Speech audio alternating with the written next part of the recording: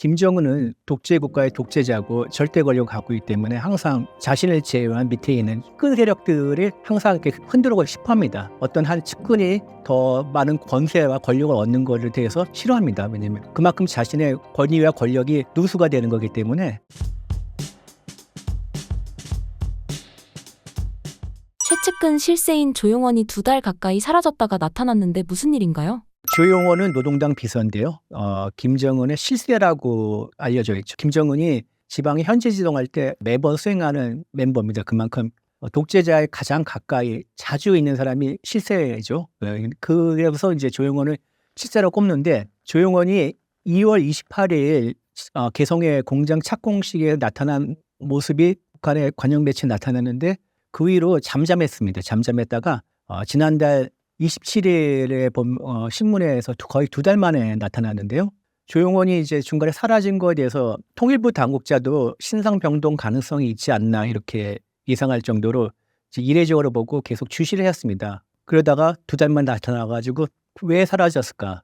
2달 동안 뭐 했을까에 대해서 궁금증이 모아지고 있습니다. 관심이 집중되고 있고요. 김정은이 이제 지난 1월에 당 중앙위원회에서 지방 간부의 비위 사건을 두고 아주 크게 질책을 한 적이 있습니다. 특대형 범죄라고 하면서 칼날 기강을 주문했고요. 그 와중에 조용원의 모습이 잠깐 사라졌기 때문에 그거에 관련되지 않았나 다들 이렇게 추측을 하고 있습니다. 뭐 어떤 비위 사실이 드러나서 아니면 기강 해이가 지목이 됐으나 그렇게 정도가 심하지 않아서 가벼운 견책 내지는 뭐 이 정도로 끝나지 않았나, 이런 예상이 지배적입니다. 함께 사라졌던 리일환 당비서의 행방은 어떤가요? 리란 선전비서죠. 근데 장기간 아직도 모습 드러내지 않았는데요. 4월 15일이 이제 김일성 생일이지 않습니까? 그때 김정은이 금수산 태양궁전을 이런 데를 참배를 해가지고 이랬을 때 그때 조용현이랑 리란 모두 모습이 사진도 없었고 참배 명단에도 없었습니다. 이건 되게 중요한 징후라고 보이는데, 이후에 조용원은 나타났는데 리란은 아직도 안 나왔습니다. 안 나와가지고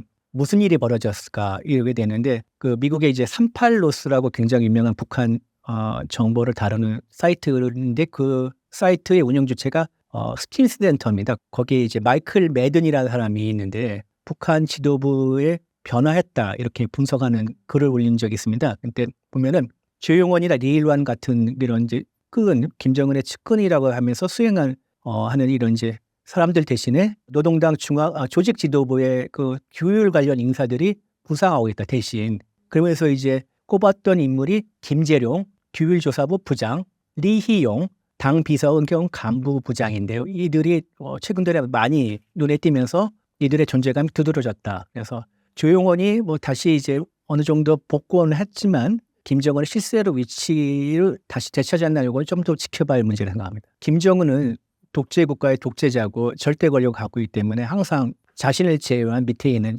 주변 특히 측근 세력들에 대해서 항상 이렇게 흔들고 싶어합니다. 왜냐하면 이건 독재자의 기본적인 특성이죠. 이인자를 또는 어떤 한 측근이라고 하는 세력들이 더 많은 권세와 권력을 얻는 것에 대해서 싫어합니다. 왜냐하면 그만큼 자신의 권위와 권력이 누수가 되는 거기 때문에 항상 흔들립니다. 그래서 누구 경계를 하고 계속 이인자나 또 이런 실세들의 등장을 계속 막아옵니다. 그런 전형적인 독재 정치의 한 행태라고 볼 수 있습니다. 조용원의 행보가 장성택과 유사의 숙청 가능성이 있다는 시각에 대해 어떻게 생각하시나요? 장성택 같은 경우에는 김정은의 후견인이었고 그다음에 백두혈통과 또 결혼한 사람이었기 때문에 또 막강한 권세가 있고, 조용원과도 부류가 좀 다른 사람이고, 그리고 조용원이 아무리 권세가 있어 하더라도 장성택이 한때 누렸던 것만 비교한다면은 세 발의 피였고, 물론 이제 김정은이 또 수가 틀려고 또 이때다 싶어서 고위 당간부들을 상대로 한 대대적인 숙청을 벌일 수는 있겠지만 그건 뭐 가능성이 높지 않고요. 김정은을 보면은 주기적으로 계속 고위 간부들을 혁명화 교육을 많이 시키지 않았습니까? 한참 잘 나가다가 또 어느 정도 사라졌다 보면은 뭐 다시 또 하고, 최룡해 같은 경우에도 뭐 김정일 때 뭐 몇 년, 6년 동안인가요? 어디 지방을 돌아다니면서 산골 마을에서 농장에서 일하다가 당뇨병인가 되게 성인병이 되게 심했는데 워낙 고생을 하면 살을 빼가지고 건강이 더 좋아졌다는 이런 소문까지 나올 정도였거든요. 북한 매체가 이런 사진을 내보내는 배경은 무엇인가요? 공산주의 사회는 굉장히 정보를 많이 통제하고 비밀스럽게 모든 국정이 진행이 되기 때문에 그 속내를 알기 굉장히 어렵습니다. 그래서 그 냉전 시대 때 미국이 소련의 정치 현황을 분석하는 기법이 있는데 이거를 크렘린 로지라고 합니다. 크렘린의 미묘한 정치적 변화 기류를 파악을 어떻게 하냐 하면은 초상화가 걸려 있냐 내려져 있냐, 공식 행사에서 의자를 어떤 순서로 배치하냐. 특히 이제 많이 쓰이는 게 소련 시절 불광장에서 열병식이 많이 있는데 그때 순서가 어떻게 돼 있냐, 서 있는 순서. 당 기관지, 소련 같은 경우는 프라우드가 있는데 북한은 이제 노동신문이죠. 기사를 어디에 배치하냐, 앞면에 배치하냐, 뒷면에 배치하냐, 사진을 얼마큼 크게 싣느냐, 이런 거 사소한 단서들을 가지고 권력의 변화를 하는데 북한과 소련 그리고 특히 이런 이제 독재 국가들은 당 서열이 아예 드러내지 않습니다. 거기에 대한 의전이 명확하게 구분이 되기 때문에 이런 이제 의전과 관련된 사소한 변화로 가지고 권력이 어떻게 흐르고 있고 어떻게 바뀌고 있고 이런 거를 또 이렇게 캐치할 수가 있습니다. 진수식에 등장했던 김주혜의 모습을 어떻게 보셨나요? 북한은 안 그렇지만 이제 특히 한국을 비롯해서 이제 서구권 국가들의 군함 진수식을 보면은 퍼스트 레이디, 그러니까 제일 높은 사람의 배우자, 그 뱃머리에 이제 샴페인을 깨트리는 게 관리였습니다. 그래서 김주혜가 이 서구적 입장에서 본다면은 진수식에 왔다는 것은 퍼스트 레이디 아니면 상당의 권한을 가지지 않았나. 그러나 이제 김주혜가 이런 모습을 보인다 하더라도 확실하게 후계자가 됐냐 이건 또 별개의 문제라 생각합니다. 왜냐면은 김정은이 아직 나이가 어리고 뭐 건강에 문제가 있다고 아직 40대고 최소한 몇 년을 더 집권할지 모르겠지만 이 건재한 상태에서 아까 말씀드리지 않았습니까? 독재 국가에서 2인자를 안 키운다고. 그러니까 김주혜를 확실한 후계자로 내세운다는 것은 두 가지 경우밖에 없을 것 같습니다. 김정은의 건강이 안 좋든지 체제가 불안하든지. 근데 이것도 아닌 상태이기 때문에 벌써부터 후계자를 확정하는 거는 좀, 그리고 또 그거를 대내적으로 알리는 거는 좀 그렇지 않을까 싶습니다. 그럼에도 불구하고 김주혜를 국가적인 행사에 자주 데리고 다니는 것은 어제 오늘이 아니지만 그만큼 그 자애로운 아버지의 모습, 어떤 뭐 그런 것을 강조하려는 게 아닌가. 김주혜가 너무 어리지 않습니까? 예, 아직 20대도 안 되는데. 그리고 뭔가 후계자로 내세운다면은 거기에 걸맞은 업적을 쌓아야 돼서 그걸 강조해야 되는데 그거 김주혜가 그런 업적도 쌓지 않았기 때문에 후계자로서 이렇게 다음에 얘다 이런 거 보여주는 것보다는 나는 자애로운 아버지고 인민의 아버지다 이런 이미지를 보여주는 게 아닌가 저는 개인적으로 생각합니다. 최근 시진핑 주석의 군부 숙청이 집중된 배경은 무엇인가요?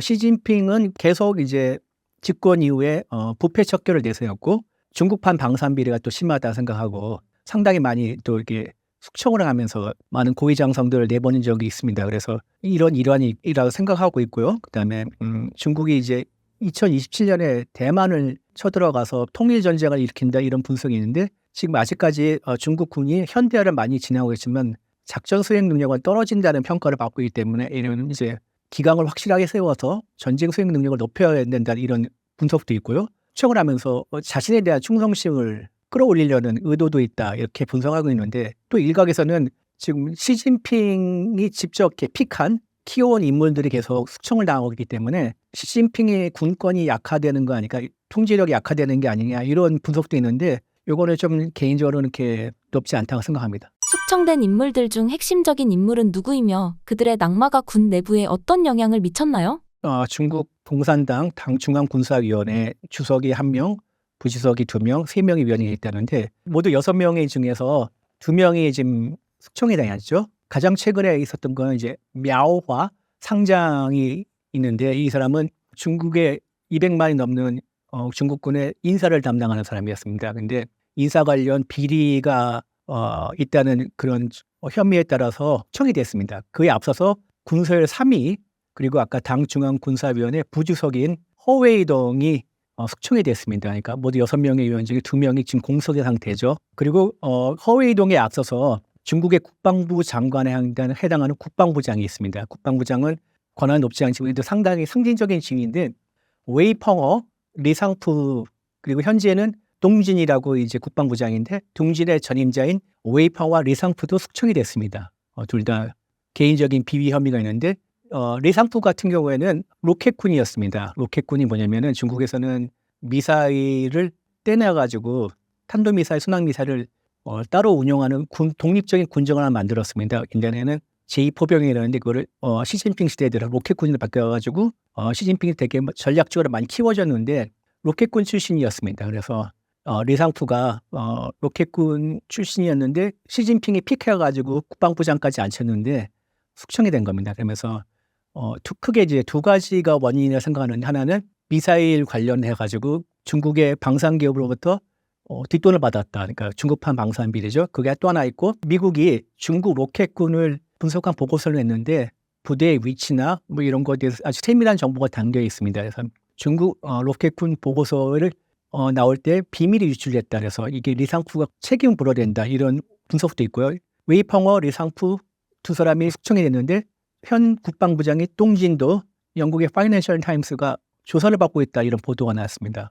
그래가지고 중국 국방부는 즉각 부인했지만은 한동안 모습을 안 드러나는데 공산국가에서는 공식 액상에 나온 사진을 보고 현재 권력의 향방을 알 수 있다. 근데 동진의 모습이 사진이 나왔기 때문에 영국 파이낸셜 타임스의 보도가 최소한 조사를 받더라도 뭐 혐의를 벗지 않았나 뭐 이렇게 볼 수가 있고요. 중국의 당 중앙군사위원회 모두 6명이 있는데 허웨이동과 мя오와 두 사람이 숙청이 됐는데 두 사람을 뭐라고 분리하면은 푸젠방 또는 대해방이라고 합니다. 파벌.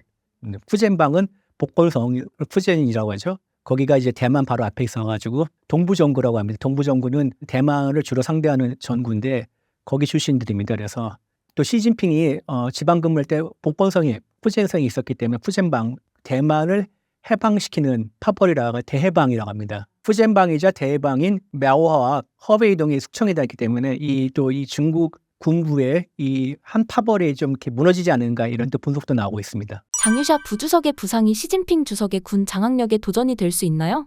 주요 정치 행사 이제 양회가 끝나고 시진핑이 퇴장하는 자리에서 모든 사람들이 다 참석자들이 시진핑 향해서 박수를 치고 있는데 장유샤가 이렇게 고개를 살짝 등을 돌리면서 뭐 서류를 챙기는 모습이 보이지 않았습니까? 이것 때문에 말들이 많았습니다. 장유샤가 누구냐면은 중국의 공산당 당 중앙군사위원회 부주석입니다. 부주석 중에 한 명인데 중국이 1979년인가요? 그때 베트남과 전쟁을 벌였는데 그때 참전한 경력이 있습니다. 그래서 월전방이라고 합니다. 월남 참전 경험이나 월전방이라고 하는데 그 대표적인 인물입니다. 그다음에 공산당 2세대고요. 시진핑의 아버지 시중신과 같이 마오쩌둥 밑에서 싸웠던 장중신이라고 있습니다. 이 아들이고 해서 홍얼타이라고 하죠. 홍2대, 공산당 2세대, 그러니까 원로 2세대라고 해가지고 같이 시진핑과 어렸을 때 잘 알았고 친했다고 합니다. 친했다고 하는데 양회에서 등을 돌리는 것도 되게 불경스러운데 그렇게까지 자기가 권위가 있지 않나. 그러니까 그래서 시진핑의 군부에서 영향력을 잃고 그 대신 장유샤가 이렇게 특세를 하지 않았나 이런 분석이 나옵니다. 아까 양회의 모습뿐만 아니라 두 가지가 더 이런 징후가 있는데 하나는 지난해 8월에 이제 미국의 국가안보보좌관이 설리반이 방중을 했는데 그때 장유샤를 만났습니다. 그래서 장유샤를 만나가지고 미중 관계에 대해서 논의하는 장면이 있었고요. 인민해방군 기반지의 해방군보라고 있습니다. 거기 보면은 사설에 집단 지도 체제를 앞장서 견제하자 이런 사설이 실렸는데요. 이거는 시진핑이 권력을 독점하는 걸 반대하는 목소리를 낸다. 이런 평가도 받고 있습니다. 그래서 아까 말 양회, 설리반과의 회담, 그다음에 해방군보 사설 이런 것 때문에 장유샤가 중국 군부에 특세를 하고 허웨이동이나 мя오와를 내쫓고 군권을 조금씩 잡아가는 게 아닌가 이런 분석이 나오는데요. 시진핑이 좀 대대적인 수총 때문에 영향력을 잃어갔다 이런 분석이 있는데 저는 아니라고 생각합니다. 특히 뭐 일각에서는 좀 호들갑스럽게 군부 쿠데타 가능성까지 이건 상당히 앞서간 일을 생각합니다. 중국 공산당 역사에서 지금까지 군사 정변이 일어난 적도 없었고 이 가능성도 크지가 않습니다. 그래서 시진핑이 장유샤를 좀 고깝게 생각해가지고 숙청을 시도한 것 같습니다. 갔느냐 거기서 잘 버텨냈지 그 이상을 넘어서 시진핑에 대항을 한다거나 아니면 뭐 쿠데타를 일으키거나 이런 거는 상당히 어려운 일이라 생각합니다. 군부 내 파벌 간 갈등이 현재 어떤 양상을 보이고 있나요? 장유샤가 이끄는 월전방은 2명이나 남았습니다. 월전방에 득세를 하고 대해방은 지금 사라지는 모든 형상인데요.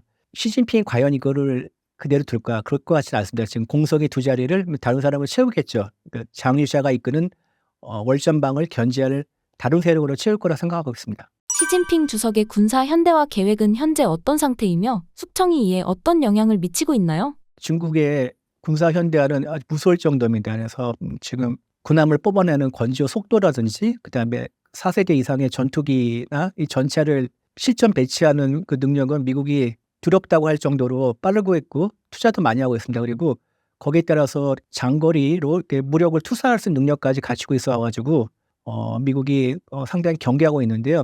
그럼에도 불구하고 중국군의 하드웨어 쪽에서는 상당히 많이 미국을 따라가고 있고 어떤 면에서 미국을 앞서고 있는데 이 소프트웨어에서는 상당히 부족합니다. 특히 작전을 짜고 거기에 맞춰서 이렇게 전쟁을 수행하는 능력은 중국군이 떨어집니다. 왜냐하면은 미군은 계속 지금도 전쟁을 벌이고 전투를 하고 있는데 중국군은 그런 경험이 적기 때문에 자신들의 그러니까 수행 능력을 검증을 하고 거기에 걸맞는 인재를 이렇게 키울 수 있는 기회가 적습니다. 그래서 시진핑이 더 이 숙청에 연연하는 것 같다는 분석이 있습니다. 그러니까 이 계속 기강을 높이고 그다음에 실력은 없는데 연줄이나 배경에 따라서 진급하고 승진한 사람들을 걸러내겠다. 군부 내에서 이렇게 실력이 없는 사람들 속아내는 방식으로서 숙청을 한다는 이런 분석도 있습니다. 중국 군부의 이러한 변화가 대만과의 긴장 관계에 어떤 영향을 미칠 것으로 보시나요? 중국이 2027년에 통일전쟁, 그러니까 대만을 침공해서 통일을 이루겠다는 이런 예상이 나오고 있는데 그 하나의 정황으로 대대적인 현대화를 하고 있습니다. 하드웨어적으로 상당히 미국의 군사력의 일정 부분에서는 앞서가는 그런 상황까지 벌어지고 있습니다. 그러나 아까 말씀드렸다시피 중국은 실제 전투를 치르고 전쟁을 수행한 경력이 적기 때문에 소프트웨어적으로는 부족한 힘이 많습니다. 그래서 시진핑이 숙청을 통해서 능력 있는 인사를 발탁한다는 이런 분석이 나오고 있는데 그만큼 소프트웨어 미비한 점까지 보완한다면은 대만으로서는 굉장히 어려운 상황을 맞을 수밖에 없겠죠. 그리고 대만이 모병제를 폐지하고 다시 징병제를 도입하고 나름대로 군사력을 증강하고 있는데 여러 가지 어려운 점이 있습니다. 최근 뉴스를 보면은 대만이 자체적으로 건조한 잠수함을 진술을 하고 난 뒤 시험 운행을 하다가 엔진이 고장이 나서 멈춰선 적이 있다고 합니다. 상황이 이렇게 대만에서는 불리하게 흘러가고 있고 시간도 많지 않은 것 같습니다. 중국의 2027년 대만 침공 시나리오를 어떻게 보고 계신가요? 일단은 왜 2027년인가를 봐야 됩니다. 2027년은 중국 인민해방군이 창군한 지 100주년이 되는 해입니다. 그래서 중국에서 상당히 의미가 있고요. 공산권 국가들이 정준년, 그러니까 꺾어진 해를 되게 중요시 여깁니다. 중국이나 북한이나 5년, 10년, 몇 주년, 5주년, 10주년, 15주년, 20주년, 100주년을 얼마나 크겠습니까? 그리고 시진핑의 3년임 끝나고 4년임을 또 바라는 해고 그래서 성과를 내세워야 하는 이유가 있고 정치적인 이유도 있습니다. 그리고 또 2027년 정도 되면은 중국군의 인민해방군의 현대화 어느 정도 궤도에 오른 해라고 보기 때문에 다들 2027년을 생각하고 있는데 그러나 그 실제 전쟁이 일어날까? 이게 대만 시나리오를 가지고 미국의 랜드나 유명한 싱크탱크를 비롯해서 미 해병대도 그렇고 각군도 그렇고 여러 번 시뮬레이션을 돌려봤는데 대개는 이제 지금 상황으로 본다면 미국이 이긴다. 그러나 미국의 피해가 크다. 이렇게 결과가 나왔습니다. 그리고 중국이 미국을 상당히 따라잡았다 하더라도 또 2027년에 전쟁을 일으켜서 대만을 점령하더라도 중국이 입을 수 있는 피해가 상당히 클 거라고 가능성이 큽니다. 그래서 그만한 피해를 감수하고 중국의 입장에서 통일을 이루어야 될까, 해내야 될까, 해야만 필요성이 있을까 이거는 또 별개의 문제를 생각합니다. 그래서 중국이 생각하는 그 레드라인이 있습니다. 그러니까 대만이 독립을 선포하는 거예요. 그러니까 중국의 일부가 아니라 독립한 공화국으로 주장을 하지 않는 이상, 그러니까 레드라인 넘지 않는 이상 계속 지금과 같은 이렇게 군사적으로 압박하고 이렇게 대만 주변에 여러 번 이제 봉쇄를 한다고 하고 그래서 그다음 대만 주변에 뭐 미사일을 쏜다든지 아니면은 소위 말해 통제선을 넘어가가지고 뭐 이렇게 우리 카디즈 같은 개념에 통제선 넘어가가지고 이렇게 영공 가까이 가다든지 이렇게는 하겠지만은 실제 전쟁을 일으킨 거는 더 지켜봐야 될 생각이라고 봐야 된다고 생각합니다. 신사임당 시청자분들을 위한 한마디 부탁드립니다. 국제 정세가 긴박하게 돌아가고 있고 그리고 올 하반기는 제가 보기에는 외교 안보적으로 빅 이벤트도 많을 것 같고 여기 나와서 여러분께 설명드릴 기회가 많아질 것 같습니다. 종종 뵙겠습니다.